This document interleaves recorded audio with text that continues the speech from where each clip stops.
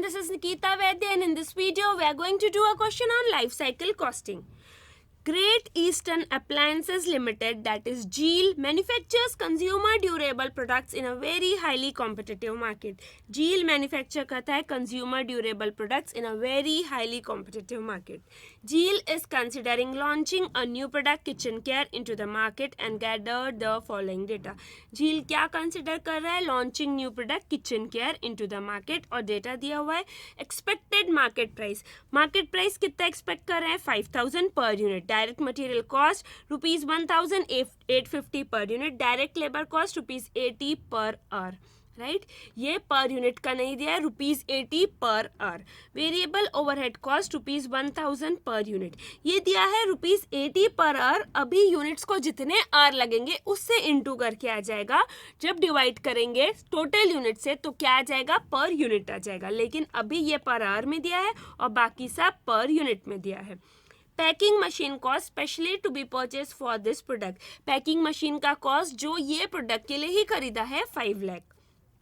GEAL expects the selling price for the new product will continue throughout the product's life cycle and the total of 1,000 units can be sold over the entire lifetime of the product.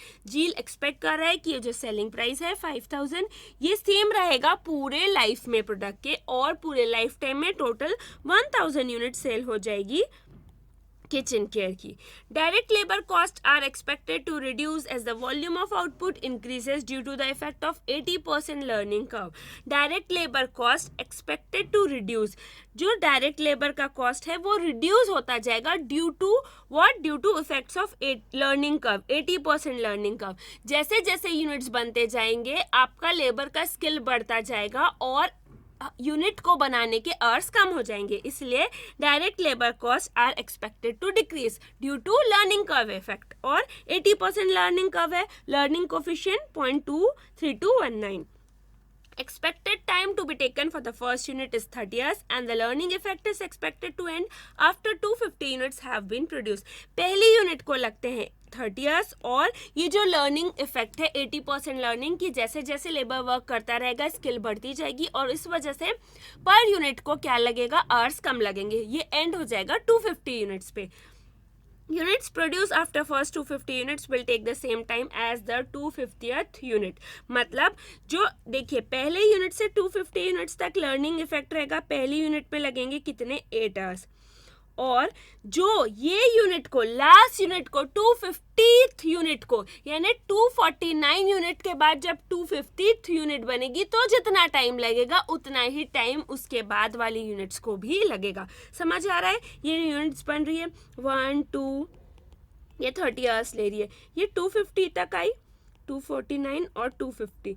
249 को जितना time लगा और 250 को जितना time लगेगा, 250 total को जितना time लगेगा माइनस टोटल 249 को जितना टाइम लगेगा, मतलब उतना 250th यूनिट को लगा. समझ में आया आपको?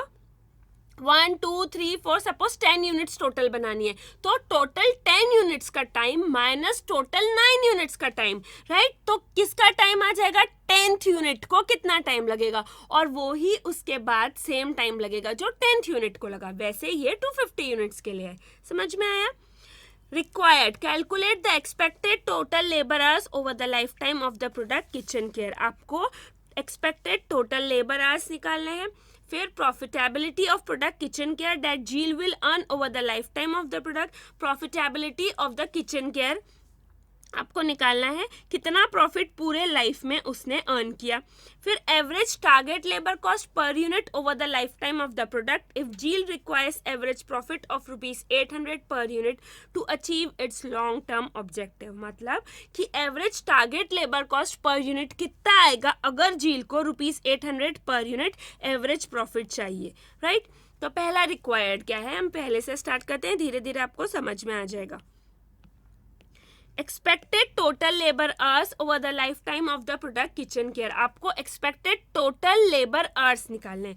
वो कैसे निकालेंगे? देखिए आपको टोटल यूनिट्स कितनी बनानी है? 1,000 यूनिट्स बनानी है. राइट पहले तो लर्निंग कर्व से आप पूरे 250 यूनिट्स का निकाल लेंगे. राइट 250 यूनिट्स का निकल गया, लेकिन उसके बचे हुए 750 यूनिट्स यानी देखिए लर्निंग कर्व से 250 यूनिट्स का निकल जाएगा, लेकिन बाकी 1000 में से 750 यूनिट्स बचे हुए हैं। इसका कैसे निकालेंगे? तो ये देखिए, इसका ऐसे निकालेंगे कि लर्निंग कर्व से ही आप 249 यूनिट्स का भी निकालेंगे। तो इसका जो डिफरेंस आएगा वो 250 यूनिट को कितना टाइम लगा वो आ जाएगा 240 टोटल। यानी देखिए, ये टोटल टाइम लगा 249 यूनिट्स को, ये टोटल टाइम लगा 250 यूनिट्स को। आपने ये निकाल लिया कि ये कितना लगा, आपने निकाल लिया ये कितना लगा। तो जब दिस माइनस दिस करेंगे तो आ जाएगा 250 यूनिट को कितना टाइम लगेगा, उतना ही टाइम बाकी 750 यूनिट्स को भी लगेगा, राइट। सो पहले आप लर्निंग कर्व से फॉर्मूला लिखेंगे। पहला y is equal to ax to the power b। ये लॉग वगैरह से कैलकुलेट करते हैं, हमने एक क्वेश्चन में किया भी है, लेकिन यहाँ डायरेक्टली दिया हुआ है तो हम डायरेक्टली ही वैल्यू ले लेंगे। y क्या है? एवरेज टाइम पर यूनिट, ये टाइम फॉर फर्स्ट यूनिट। ये x क्या है? नंबर ऑफ यूनिट्स, हमने लॉग से किया है एक क्वेश्चन में, राइट। ये लर्निंग कोफिशिएंट। अभी देखिए, एवरेज टाइम पर यूनिट आपको निकालना है। पहले यूनिट को कितना टाइम लगा? 30। टोटल यूनिट्स कितनी है? 250। 80% लर्निंग कर्व है, ये 80% है, तो 80% का क्या होगा?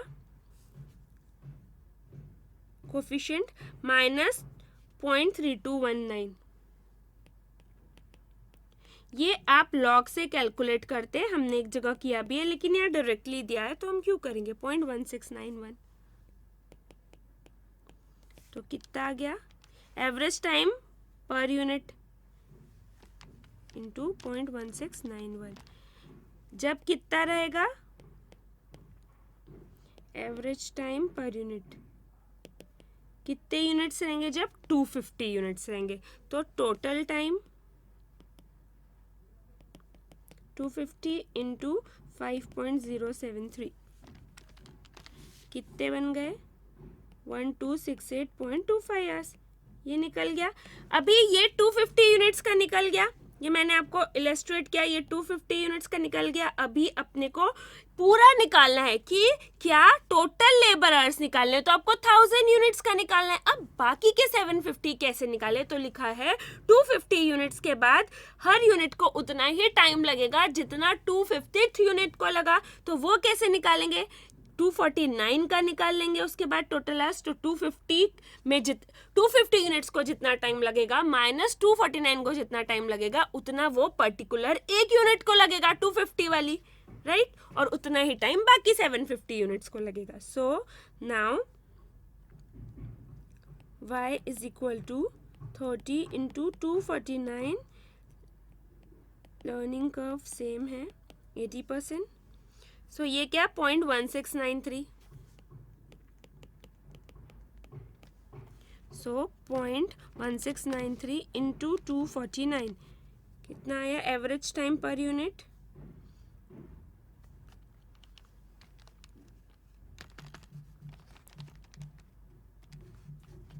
30 into 0.1693 is equal to 5.079 hours.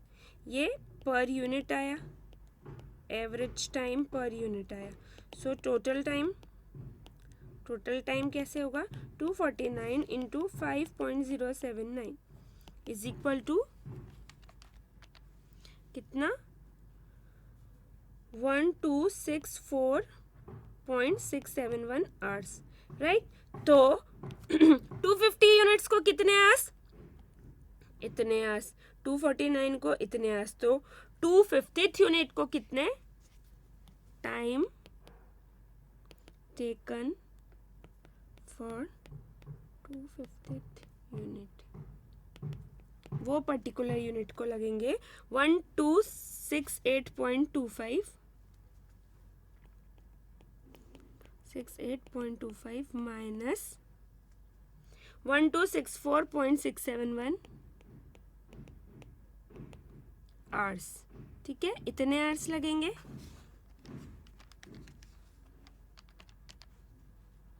कितने? 3.579 आवर्स। ये 250वीं यूनिट को लगेंगे, उतना ही बाकी के 750 यूनिट्स को लगेंगे. टाइम टेकन फॉर 750 यूनिट्स कितने लगेंगे? 3.579 इंटू 750 कितना? 2684.25 आवर्स. राइट. अभी टोटल टाइम, टोटल पूछा क्या था? Total labour hours. क्या आएगा? Total labour hours. Time taken for 250 units. 250 units में कितना टाइम लगा? 1268.25. और बाकी की 750 के लिए 2684.25. तो टोटल कितना आया?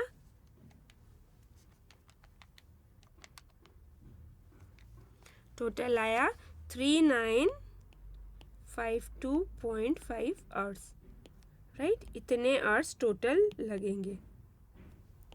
Total labour hours. उसने क्या पूछा था कि expected total labour hours over the life time. Over the life time में 1000 यूनिट्स बनेगी. लर्निंग कर्व से 250 यूनिट्स का आ गया. राइट. ये 250 यूनिट्स का कितना आया? अभी 250वीं यूनिट कितने टाइम में बनेगी? 250 माइनस 249 यूनिट्स में जितना टाइम लगता है वो माइनस करेंगे तो 250वीं यूनिट का आ जाएगा. जो 250वीं यूनिट में जितना टाइम लगा उतना ही टाइम लगेगा बाकी की 750 यूनिट्स में. तो इंटू 750 यूनिट्स कर दिए तो ये निकल गया 750 यूनिट्स का. 750 यूनिट्स का आपको निकल गया, 250 यूनिट्स का निकल गया. टोटल करेंगे तो total hours, total labour hours कितने लगेंगे ये आपको पता चल गए. राइट. अभी profitability of product kitchen care पूरे लाइफ टाइम में. राइट. पूरे लाइफ टाइम में जितनी प्रॉफिटेबिलिटी है, calculation of profitability.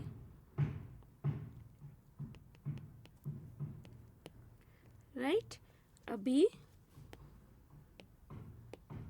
Amount rupees में और पर्टिकुलर्स पूरे लाइफ टाइम में जितनी प्रॉफिटेबिलिटी है वो निकालनी है. तो पहले क्या निकाल लिए? सेल्स. सेल्स 1000 यूनिट्स का क्या एक्सपेक्टेड है कि एक यूनिट कितने रुपए में बिकेगी? 5000 यूनिट्स में. और ये सेम रहेगा पूरी लाइफ टाइम में, कम नहीं होगी, ज़्यादा नहीं होगी. 5000 into 1000 which is equal to rupees 50 lakh. Now second, less direct material. Direct material आपको माइनस करना है. 1850 पर यूनिट है और ऐसी 1000 यूनिट्स है. So it's 18,50,000. देन आगे क्या लिखा हुआ है? Variable overheads. Direct labour cost आप बाद में लिखेंगे. Variable overhead 1000 per unit.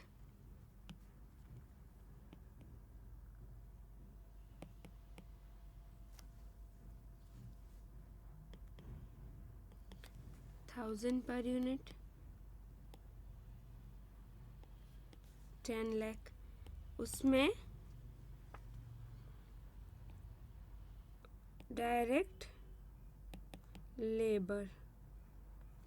Direct labour कैसा आया? टोटल लेबर आवर्स आए 3952.5 और हर एक लेबर आवर को कितने लगता है? ₹80. सो ₹80 पर आवर और ₹80 इंटू जितने आवर्स लगे टोटल 3952.5.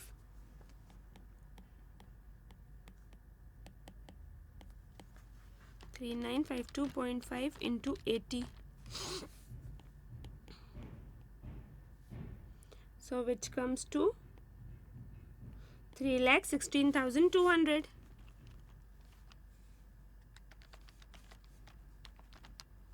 ठीक है. सेल्स में से ये सारे कॉस्ट हो गए माइनस. कौन कौन से? Direct material cost, labour cost, variable overhead, फिर packing machine cost. Right. Packing machine कितना? 5 लाख की. इसी के लिए ली हुई है टोटल. तो जब हम पूरे लाइफ का प्रॉफिट निकालेंगे तो पैकिंग मशीन का कॉस्ट भी माइनस करेंगे क्योंकि ये इसी प्रोडक्ट के लिए ली हुई है। तो जब माइनस करते हैं तो प्रॉफिट कितना आता है, 50 lakh minus 18,50,000 minus 10 lakh minus 3,16,200 minus 5 lakh, कितना आया 13,33,800, ये आ गया प्रॉफिट, राइट। तो ये आपका सेकेंड पार्ट सॉल्व हो गया। पहले आपने निकाल लिया कि टोटल लेबर आवर्स कितने लगेंगे, फिर आपने प्रॉफिटेबिलिटी निकाली। प्रॉफिटेबिलिटी के लिए सिंपल है, सेल्स दिया हुआ है, सारा दिया हुआ है, इनटू टोटल यूनिट्स कर देंगे और डायरेक्ट लेबर में आपको क्या करना है, जितने आवर्स आपने निकाले फर्स्ट पार्ट में इनटू ₹80 पर आवर, राइट। अभी third part average target labour cost, आपको average target labour cost per unit निकालना है अगर एवरेज प्रॉफिट 800 पर यूनिट कमाना है तो, right. Third, calculation of average target labour cost per unit. अगर आपको 800 रुपीस प्रॉफिट कमाना है हर यूनिट में तो उसके लिए आपको क्या करना पड़ेगा, पहले सेल्स, राइट। सेल्स कितना, सेल्स सेम है 50 लाख, बदलेगा क्या, सिर्फ प्रॉफिट। क्यों प्रॉफिट बदलेगा कि 800 अगर पर यूनिट प्रॉफिट कमाना है मुझे तो लेबर कॉस्ट कितना होगा, उसके लिए सेल्स तो नहीं बदलेगा, डायरेक्ट मटेरियल नहीं बदलेगा, सेम रहेगा। सॉरी ये सब लिखेंगे ही नहीं, अभी सेल्स लिखा, उसमें से प्रॉफिट माइनस किया, प्रॉफिट कितना चाहिए, 800 रुपये चाहिए हर एक यूनिट पे, तो 1000 यूनिट पे 1000 इंटू 800, 8 लाख आ गया। तो टारगेट कॉस्ट कितना आ जाएगा, मतलब सेल्स दी हुई है, हमको टारगेट प्रॉफिट पता है, सेल्स तो टोटल जो दी थी वही लेंगे, टारगेट प्रॉफिट पता है तो टारगेट कॉस्ट आ जाएगा, कितना आ जाएगा 42 लाख। अभी इसमें से माइनस करेंगे डायरेक्ट मटेरियल, सेम है, डायरेक्ट मटेरियल चेंज नहीं होगा, कितना था 18,50,000 माइनस वेरिएबल ओवरहेड, ये भी सेम है, ये भी चेंज नहीं होगा, ये कितना है 10 लाख, राइट। अभी और क्या क्या कॉस्ट है, सिर्फ आपको कौन सी नहीं लिखना है, ये लेबर वाली नहीं लिखना है, ये वाली कॉस्ट। क्यों, क्योंकि ये आपको टारगेट निकालनी है। आपको लिखा है प्रॉफिट अगर 800 रुपये पर यूनिट है तो average labour cost per unit कितना आएगा, तो आपको सिर्फ ये नहीं लिखनी है, बाकी सब सेम है। डायरेक्ट मटेरियल लिख लिया, पहले आपने सेल्स लिखा, उसमें से जो प्रॉफिट डिजायर्ड है माइनस किया, टारगेट कॉस्ट आया, उसमें से मटेरियल माइनस किया, ओवरहेड माइनस किया, अभी क्या पैकिंग मशीन का कॉस्ट माइनस करेंगे।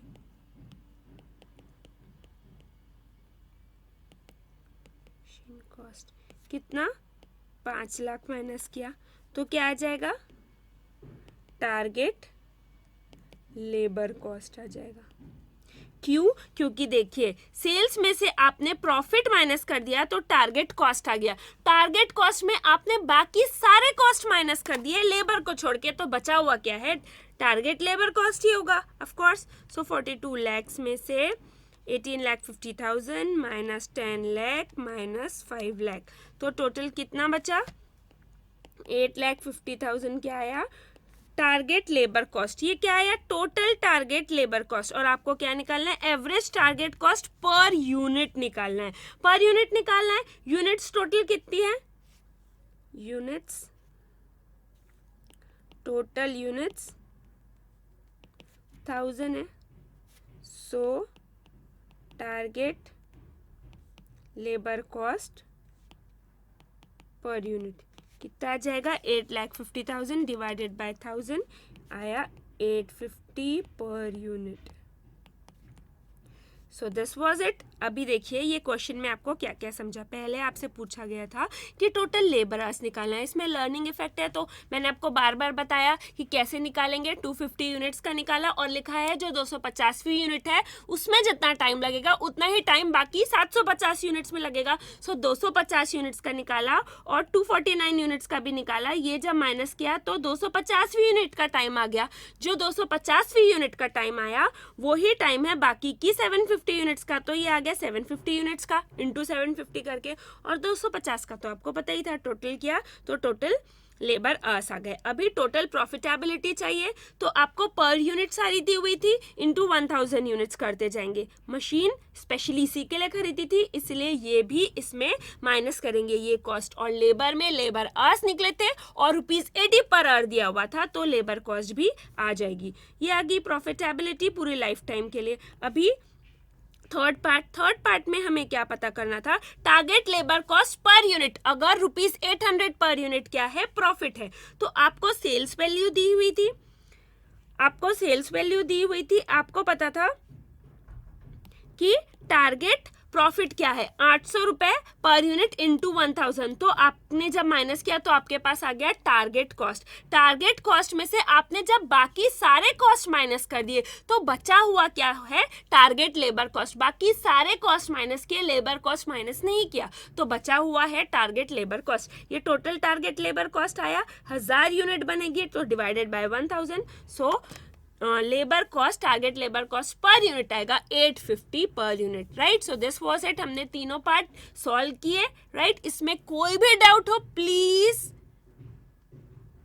Ask it, right. So bye bye.